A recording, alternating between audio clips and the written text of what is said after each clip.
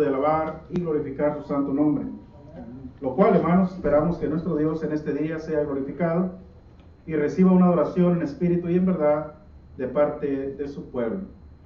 Tengamos en nuestras oraciones, hermanos, a nuestros hermanos que están de viaje, nuestro hermano Alfonso, nuestra hermana Aurora, aquellos que están batallando también por razones de enfermedad. Dios les cuide y les dé pronta sanación.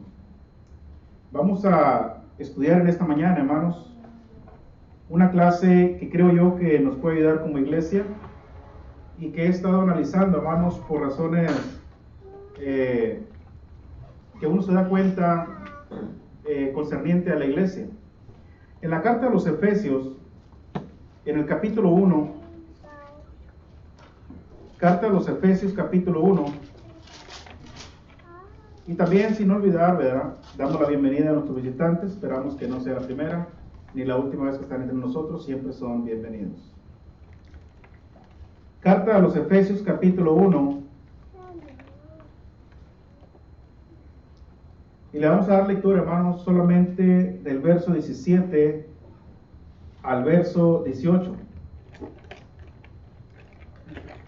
Para que el Dios de nuestro Señor Jesucristo, el Padre de gloria, os dé espíritu de sabiduría y de revelación en el conocimiento de Él, alumbrando los ojos de vuestro entendimiento, para que sepáis cuál es la esperanza a que Él os ha llamado, y cuáles las riquezas de la gloria de su herencia en los santos. Hasta ahí, hermanos, la lectura. El apóstol Pablo, en esta parte, hermanos, de la Escritura, le deja saber a la iglesia la importancia de tomar con mucha seriedad el llamado que Dios nos hace, y lo hace, hermanos, por medio de su Hijo Jesucristo, para que comprendáis, para que entendáis cuál es la revelación, cuál es la esperanza a que Él os ha llamado. Un llamado, hermanos, que hace Dios a la iglesia por medio de su Hijo Jesucristo. Y el llamado, hermanos, que Él nos hace, lo ha hecho, hermanos, para hacer su voluntad. Nos ha llamado, hermanos, para hacer la voluntad de nuestro Dios y vivir, hermanos, como iglesia de una manera justa y recta delante de Él. El llamamiento, hermanos, que Dios nos hace, tiene que ver mucho, hermanos, más allá del hecho de que vengamos a ser parte de su reino.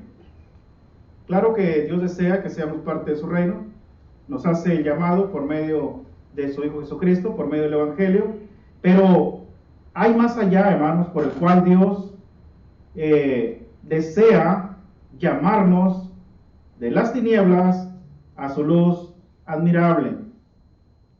Y este llamado, hermanos, que usted y yo hemos obedecido, que usted y yo, hermanos, hemos aceptado ese llamado, debemos entender, hermanos, que es una gran bendición.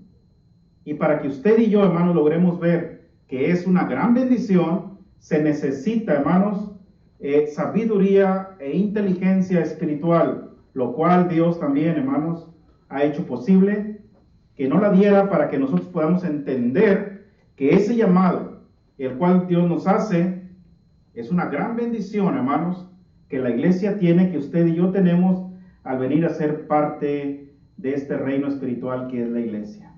Y ahora, hermanos, al ser parte de los predestinados, ahora usted y yo, hermanos, a ser parte de la iglesia, parte, hermanos, del pueblo de Dios, ahora, hermanos, nosotros venimos a ser una nación santa.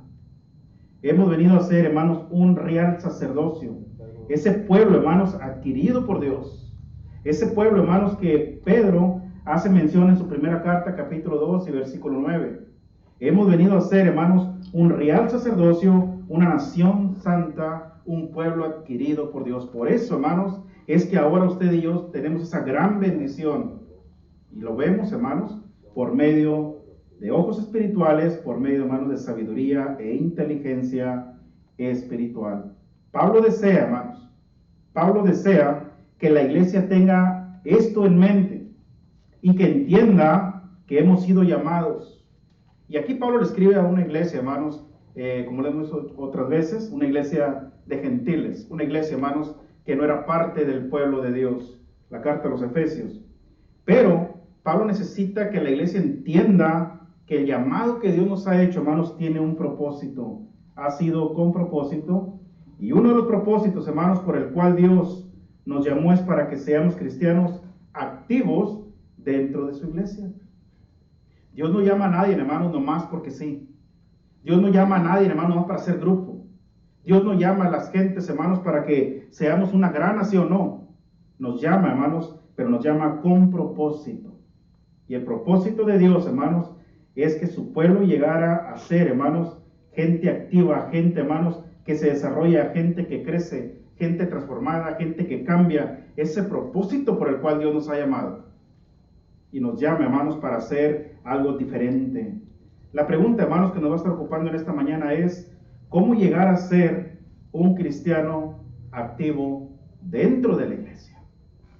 Nuestro hermano Noé ha iniciado una clase, hermano, los martes, acerca de la iglesia. Y se la va a traer desde la eternidad, cuando Dios planeó la iglesia, la va a llevar a su establecimiento y después el compromiso y la responsabilidad que la iglesia tiene delante de Dios. Nosotros, hermanos, al ver obedecido a ese plan de salvación, al ser ya parte del reino espiritual que es la iglesia, ahora nosotros, hermanos, tenemos que entender que hemos sido llamados con propósito, y el propósito de Dios es que seamos cristianos activos dentro de la iglesia. La segunda pregunta es, ¿qué es lo que nos motiva? ¿Cómo hacerle para llegar a ser cristianos activos dentro de la iglesia? Con esto, hermanos, no quiero hablar acerca de hermanos que no son activos dentro de la iglesia, cristianos que no participan, que no colaboran con la iglesia, pero sí quiero, hermanos, que se lleven en su mente que tenemos una gran responsabilidad delante de Dios. Todos, hombres y mujeres, tenemos una gran responsabilidad delante de nuestro Dios. ¿Qué me motiva a mí a ser un cristiano activo dentro de la iglesia? A ver, hermanos, ¿qué les motiva, hermanos? ¿Cómo llegar a ser un cristiano activo dentro de la iglesia? Hay cosas que nos deben motivar. La Biblia está llena de razones suficientes para que nosotros seamos activos dentro del reino de nuestro Dios. A ver. ¿Sí, hermano? Hermanos, desde el principio, a llegar a nuestra capacidad, ¿verdad? Conforme vamos creciendo en el conocimiento de la palabra de Dios. O a veces algunos se ponen a analizar, ¿verdad? Desde el principio, cuando Dios empezó a cargar su cruz y lo iban a crucificar y eso, ¿verdad? Todo lo que él tuvo que pasar. A veces nosotros nos ponemos a analizar que nosotros no aguantamos ni que nos pique una agujita, como usted decía hace tiempo, o algo que te pique te lastima, ¿verdad? Sí. Y a veces te pones a analizar y a pensar todo lo del sufrimiento que él hizo y tratas de ser mejor persona, de cambiar, de ser alguien diferente, porque él nos ha prometido la vida eterna, ¿verdad? Así y es. nos quitamos todo. Así es es. Lo que a mí yo cuando me pongo a analizar, vaya, quiero Lo que cambiar, usted le quiero motiva. ser diferente. La muerte de Cristo. El mismo. Y este es un punto, hermanos, que traigo en esta clase, pero lo vamos a dejar básicamente casi para el último. ¿Qué más, hermanos? ¿Qué es lo que nos motiva a llegar a ser cristianos activos dentro de la iglesia? La salvación. Nuestra salvación. Servirle a Dios, agradarle. El querer servirle a Dios, el querer agradarle. ¿Qué más? Tenemos el ejemplo de Cristo, hermano, que dice Cristo que Él vino a servir. ¿Ok? Querer seguir su ejemplo, querer imitarle. Pero para querer imitarle se necesita mucha convicción. Conocimiento de la palabra de ¿Cómo Dios. puedo yo llegar a ser un cristiano activo dentro de la iglesia? ¿Cuáles son las cosas que a mí me motivan? Vamos a meternos un poquito más adentro. A ver. La compasión y el amor. La compasión, el amor, el querer hacer un cambio en nuestras vidas, ¿verdad? ¿Qué más? Conocimiento aplicado. Bueno, el apóstol Pablo, hermano, le va a dar 3 razones suficientes a la iglesia, o nos da como iglesia, por lo menos, hay muchas razones. Quizá vayamos a tratar 4, pero por lo menos quisiera tratar 3 razones suficientes para que usted y yo, hermanos, lleguemos a ser cristianos activos dentro de su pueblo, dentro de la iglesia. La primera razón, hermanos, nos dio vida cuando estábamos muertos. Algo que usted y yo debemos entender, hermanos, es que estuvimos muertos en algún tiempo, pero ahora, dentro de la iglesia, estamos vivos delante de Dios. Nos ha resucitado de entre los muertos. Ahora tenemos vida, y vida en abundancia, como dijo el Señor Jesucristo. Si ustedes van allá a la carta de los Efesios, pero ahora en el capítulo 2 y versículo 1, dice Pablo: y Él os dio vida a vosotros cuando estabais muertos en vuestros delitos y pecados, en los cuales anduvisteis en otro tiempo, siguiendo la corriente de este mundo, conforme al príncipe de la potestad del aire, el espíritu que ahora opera en los hijos de desobediencia, entre los cuales también todos nosotros vivimos en otro tiempo, en los deseos de nuestra carne, haciendo la voluntad de la carne y de los pensamientos, y éramos por naturaleza hijos de ira, lo mismo que los demás. En esa condición, hermanos, nos encontrábamos usted y yo. En esa condición se encontraba la iglesia en Éfeso, y Pablo les dice: y Él os dio vida a vosotros cuando estabas muertos en delitos y pecados. La primera razón, hermanos, que nos debe motivar a hacer la voluntad de nuestro Dios es convertirnos en cristianos activos, útiles dentro de su obra, porque nos dio vida, nos ha dado vida, hermanos. Nos resucitó de entre los muertos, porque estábamos muertos, espiritualmente hablando. Pero gracias a Dios, hermanos, y a su palabra, la cual es el Evangelio de nuestro Señor Jesucristo, y habiendo creído en Él, es que usted y yo, hermanos, pasamos de muerte a vida. Mire, vaya conmigo al Evangelio según Juan, capítulo 5. Evangelio según Juan, capítulo 5, versos 24 y 25.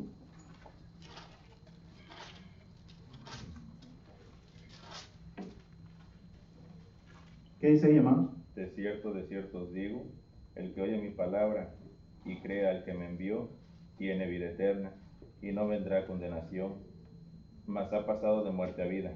De cierto os digo, viene la hora, y hora es, cuando los muertos oirán la voz del Hijo de Dios, y los que oyeren vivirán. Gracias, hermano. Lo voy a leer un poquito más detenido, hermanos. Póngale bastante atención. Palabras de nuestro Señor Jesucristo. De cierto os digo, el que oye mi palabra, su evangelio, y cree al que me envió, Dios, tiene vida eterna, y no vendrá a condenación, mas ha pasado de muerte a vida. Tenemos que creer en el Hijo de Dios. Tenemos que creer en Dios mismo. Tenemos que obedecer a su palabra para no ser condenados y pasar, hermanos, de muerte a vida. Verso 25. De cierto os digo, viene la hora, dice el Señor, y ahora es cuando los muertos oirán la voz del Hijo de Dios. Los muertos. Se tiene que entender, hermanos, se tiene que entender espiritualmente esto, porque como un muerto puede escuchar la voz de Dios. Bueno, habla de la condición en la cual usted y yo estábamos antes de venir al conocimiento de la verdad. Estábamos muertos espiritualmente hablando. No había esperanza en nosotros. Estábamos condenados, sin Dios en el mundo. Pero cuando escuchamos la voz de Dios, esos muertos, entonces dice: y los que la oyeren vivirán. Hermanos, de esa manera es que usted y yo, hermanos, hemos pasado de muerte a vida. Nos dio vida cuando estábamos muertos. Por eso Pablo dice, hermanos, en Efesios capítulo 2, a partir del versículo 1, que Él nos dio vida cuando estábamos muertos. Fue su gran amor, hermanos, lo que hizo posible que usted y yo, estando muertos, nos diera vida y vida en abundancia. Ahora usted y yo, hermanos, en gratitud, en base, hermanos, a lo que Dios ha hecho, en respuesta, hermanos, a esa gran obra de redención, debemos ser cristianos activos dentro de su obra. Cristianos listos, hermanos, para hacer su voluntad. Porque tristemente, hermanos, hay cristianos que no han sabido responder a todo lo que Dios ha hecho por ellos. Yo no sé qué tanto valoremos, hermanos, el hecho de que ahora tengamos vida y vida en abundancia. Yo no sé, hermanos, qué tanto tenga en su mente, qué tanto haya entendido esto, la magnitud del asunto. Yo no sé, hermanos, cómo lo habremos entendido hasta el día de hoy.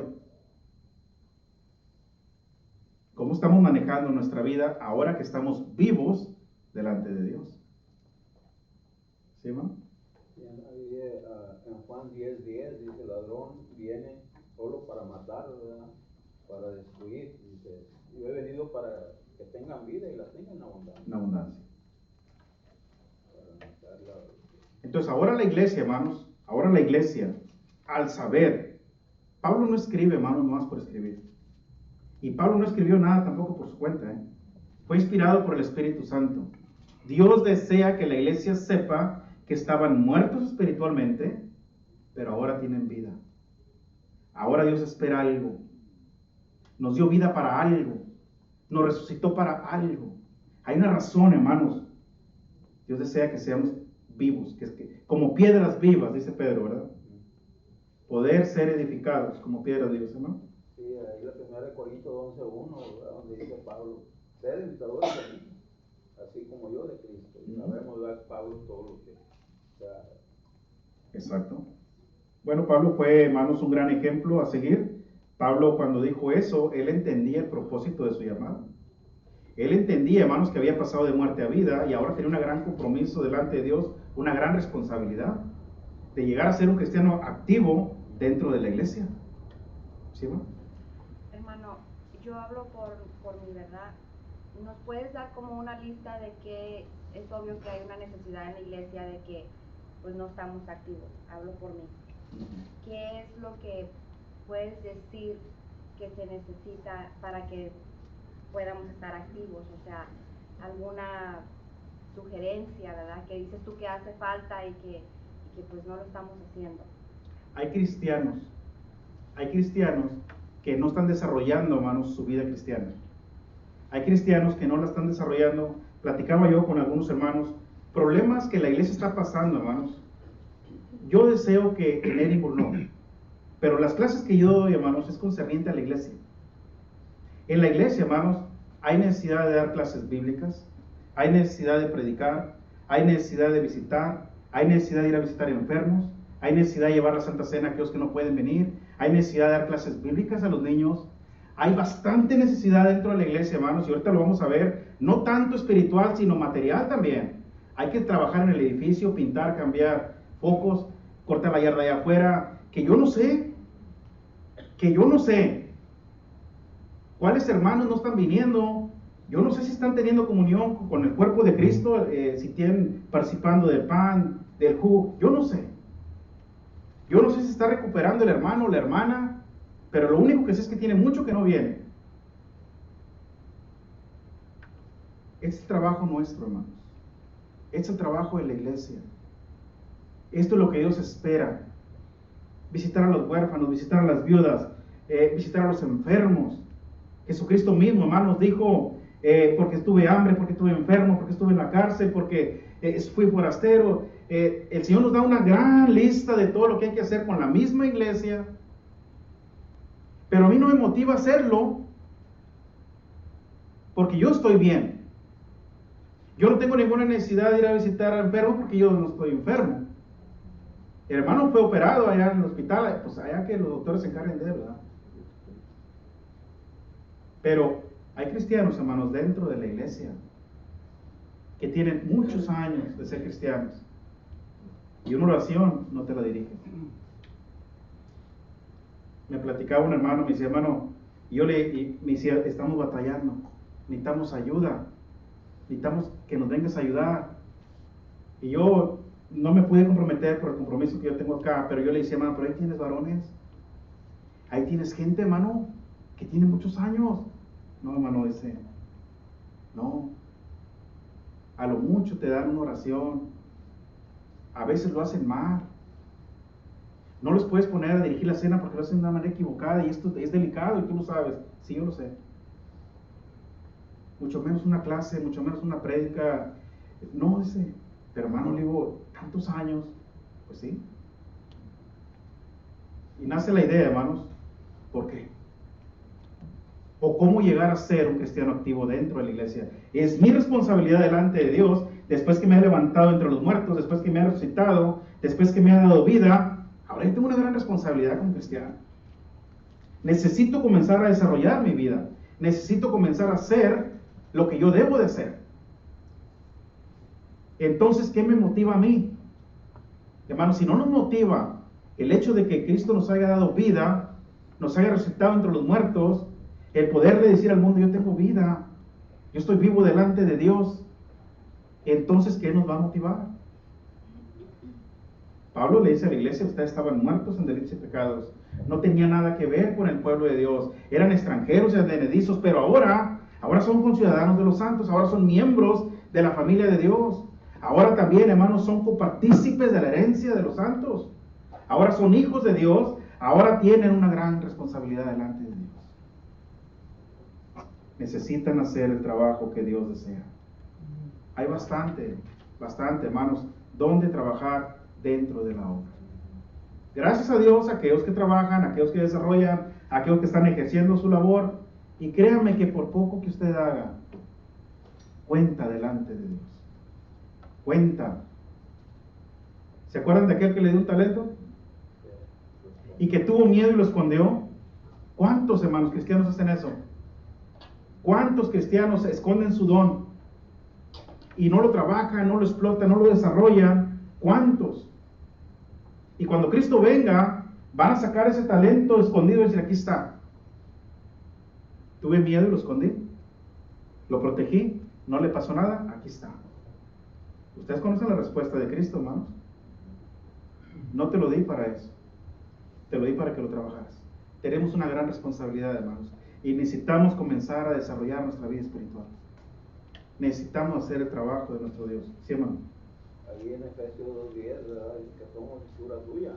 Somos criados en Cristo Jesús para toda buena obra. Allá el apóstol Pablo, en 1 Corintios 9, dice que hay de mí, ¿verdad? Si no anunciar el evangelio. Entonces, ¿verdad? Tenemos que, porque dice Marcos, ir por todo el mundo, ¿verdad? Marcos 16:14, ir por todo el mundo y predicar el evangelio a toda criatura. Es un mandato, ¿verdad? Tenemos que ir, ¿verdad? De ir a anunciar las buenas nuevas. Hay cristianos, hermanos, que me han llegado a decir, es que, hermano, a mí no se me da dar una clase bíblica. ¿Correcto? Correcto. Cristo mismo enseñó, ¿son todos apóstoles? ¿Son todos maestros? ¿Todos ministran? ¿Todos hacen esto? ¿Todos hacen aquello? Cada uno, hermanos, tiene un don. Pero según el don que ha recibido, ministralo. Porque de que ha recibido uno, sí.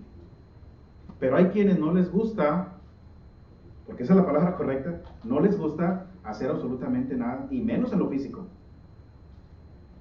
Hermanos, vamos a pintar el edificio por fuera.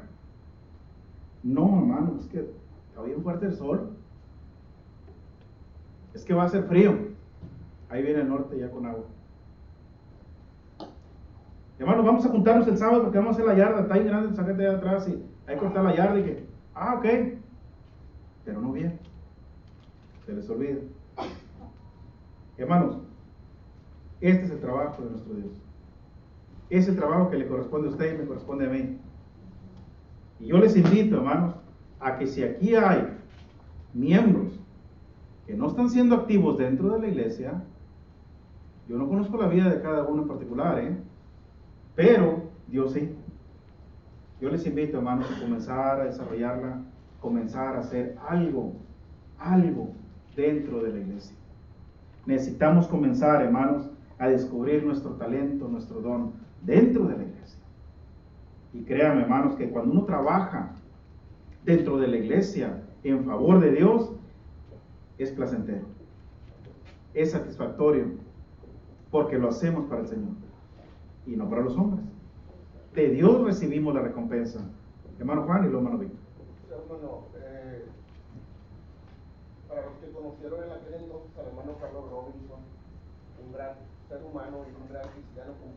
Yo creo que nunca va a haber alguien como él, que tiene un amor para estar con nosotros. Y cuando yo me acuerdo que yo iba a la escuela de predicaciones, que yo me gradué con él, él nos decía, a cada uno les voy a dar su oportunidad de hacer cualquier trabajo en la obra de Dios. Si no sabes, te voy a enseñar. De la práctica, de los errores aprendemos y vamos creciendo. Así tú te equivoques 1, 2, 3 veces, yo no te voy a juzgar. No tengo la autoridad para juzgar. Te voy a enseñar para que cuando tú estés listo, vayas mejorando. Y unos grandes consejos que nos daba. A veces, muchas veces, nosotros como cristianos tenemos, y yo creo que todos tenemos ese afán de servir a Dios. Pero a veces por motivos, muchos tenemos la fe caída, muchos tenemos la fe alta, y muchos se decaen por cualquier cosita. A veces cometemos el error de juzgar a la primera. Y nosotros tenemos la obligación como cristianos maduros de ayudar y de renovar y restaurar al hermano y de ayudarle para que vayan mejorando. Una de las cosas que yo he aprendido del apóstol Pablo es que él trabajó para la obra de Dios, no en una congregación, en toda la obra. Y la obra no es en la iglesia de las Milpas, no solamente es en Edimburgo, no solamente es en Paz. La obra es mundial, es en todo el universo. Todo el mundo. Y lo que yo he aprendido es, si en una congregación donde tú te congregas no hay la oportunidad por cualquier cosa, busca otros métodos, busca dónde servir a Dios. El apóstol Pablo trabajaba para que la obra creciera. Y como tú dices, nos han invitado a predicar, y ahí es donde nosotros podemos ir a desempeñar la obra y el trabajo de Dios. No nos estanquemos. Muchas veces, cada congregación ya tiene su rol, pero podemos ir a otras congregaciones a trabajar en la obra de Dios. Nosotros no pertenecemos a una sola congregación, somos parte del cuerpo de Cristo. El cuerpo de Cristo es universal, es mundial. Entonces, los invito, los animo a que desempeñemos nuestra obra, nuestro trabajo, y si hay la oportunidad, qué bueno que lo agarren y que les den la oportunidad, pero acordémonos, no los juzguemos, enseñémosles, porque son niños recién nacidos. Así es. Y nosotros somos ya unos cristianos maduros. Es nuestra obligación. No hay que ser piedra de tropiezo.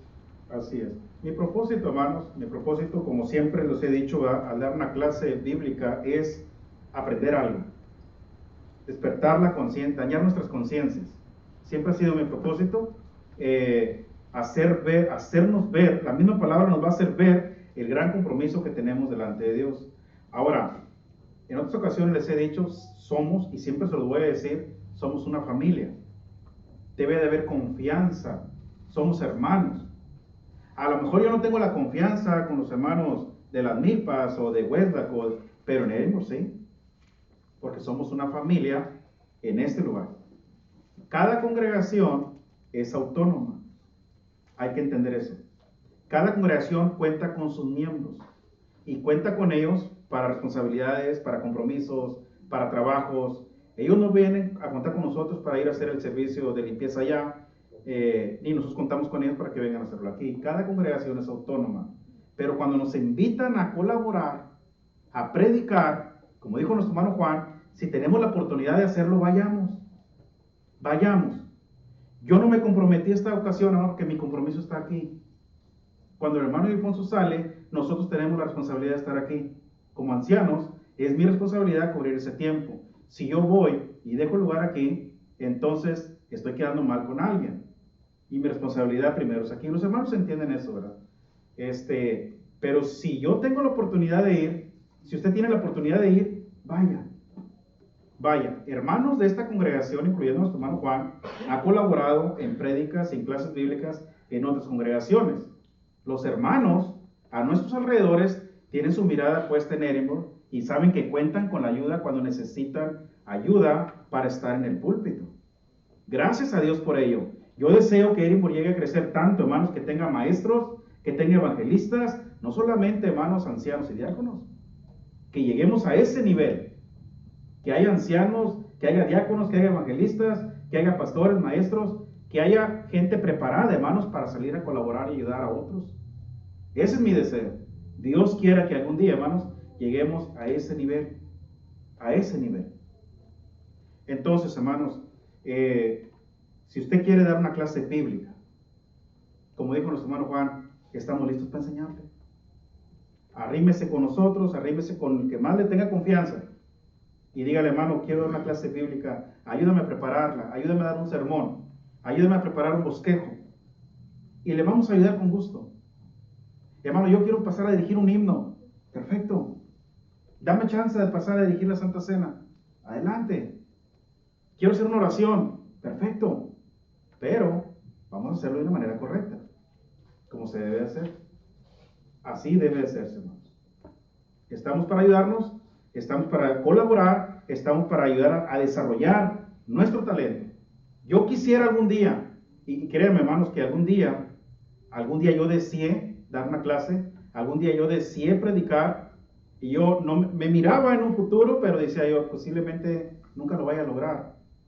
Pero créanme, hermanos, que con la ayuda de Dios, comencé, y mi primer sermón fue de 10 minutos, y se me acabaron las palabras, y estaba tiemble y tiemble, sudando y todo, pero créanme, hermanos, que fue placentero, fue satisfactorio, porque después Dios me comenzó a motivar, me dieron ganas de volverlo a hacer, dije, esta vez será mejor, y luego esta vez lo haré mejor. Y hasta el día de hoy, hermanos, por la gracia de Dios, hago lo poco que puedo en favor de la iglesia. Hermano, dice Cristo, hermano, en Juan capítulo 15, versículos 1 y 2, dice, yo soy la vid verdadera y mi padre es el labrador. Todo pámpano que en mí no lleva fruto, lo quitará. Y todo aquel que lleva fruto lo limpiará para que lleve más fruto. Entonces, si no damos fruto, es mandamiento, hermano, que trabajemos para el Señor, que demos fruto para su obra, es un mandamiento. Y si no, dice, vamos a ser quitados. Entonces, si no tenemos los frutos, hermano, que no estamos bien arraigados con la fuente de poder, que es el Padre, y el Padre es el labrador. No estamos bien conectados con la fuente de poder, con la fuente de la sabiduría, del conocimiento. Porque al estar bien conectados con el Padre, con la fuente de poder, ¿verdad? Y sabiduría, vamos a llevar fruto, hermano, porque eso lo van a hacer. Tenemos primeramente el mandamiento de llevar fruto, y si no lo hacemos, dice, vamos a ser quitados, ¿verdad? Entonces, tienen consecuencias de no llevar fruto. Entonces, para llevar fruto, yo tengo que estar bien conectado con el Padre, ¿verdad? Y Él nos va a limpiar lo que a Él no le gusta, ¿verdad? Y nos va a fortalecer, nos va a dar sabiduría para llevar fruto para la honra y gloria de Dios. amén, hermano, así es. Cristo es la vid verdadera, nosotros somos los pámpanos. Cada vez que un cristiano se bautiza, nace un pámpano nuevo, conectado a la vid verdadera. Recibe todos los nutrientes, se alimenta de esa vid verdadera, el pámpano crece, se desarrolla y más tarde da fruto. Pero todo pámpano que no da fruto, por eso les digo, hermanos, lo delicado que es, será cortado. La importancia de dar fruto, ya nuestra hermana nos dijo, dinos un poquito en cuáles son los frutos que debemos desarrollar, y hablamos unos poquitos. Si yo me meto a hablar de cada uno en particular, hermanos, no vamos a acabar nunca. Hay bastante que hacer, bastante. Y hay cristianos que no se les mira ni un fruto. De tantos hombres que pueden dar, de tantos que se pueden desarrollar, no se les ve ni uno. Y hay una parábola, no recuerdo el texto ahorita, que dice que miró hojas solamente. Miró el árbol bien bonito, pero no le vio ningún fruto. Nomás miró hojas.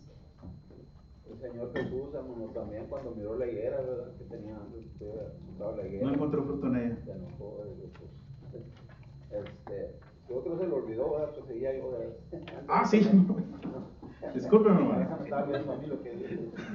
Hasta a usted se le estaba olvidando entre más o menos.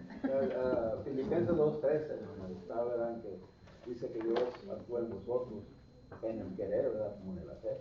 Él es el que produce. Su buena voluntad produce en vosotros. Él produce en vosotros el querer como el hacer por su buena. Esa es la buena voluntad de Dios, hermano. Uno tiene que, ¿verdad? Poner, yo quiero, ¿verdad? Exacto. O sea, para que el Espíritu de Dios, ¿verdad? Nos ayude. Entonces, También hay Hebreos, hermano, en cuanto, ¿verdad?, a la ayuda mutua, dice Hebreos 13:16, y hacer el bien, ¿verdad? No os olvidéis, porque Tal hacer el sacrificio, bien y la ¿verdad? ayuda mutua, no os olvidéis, porque tal sacrificio Se agrada a Dios. Entonces, Hay bastante, hermanos, que estudiar, pero el punto número uno es que a mí me debe motivar la vida que Dios me da. El hecho de que me levantó entre los muertos, el hecho de que me dio vida, vida espiritual, vida eterna, eso me debe de motivar, hermanos, a llegar a ser un cristiano activo dentro de la iglesia. Tales hermanos, necesitan considerar con más seriedad el hecho de que nos haya dado vida cuando estábamos muertos. La segunda razón, hermanos, la estaremos viendo hoy por la tarde. Y la segunda razón, hermanos, que nos debe motivar a ser cristianos activos dentro de su obra es la corona que Él ha prometido. Nos ha prometido una corona, pero no va a ser para cualquiera, ¿eh? No va a ser para cualquiera, lo siento mucho.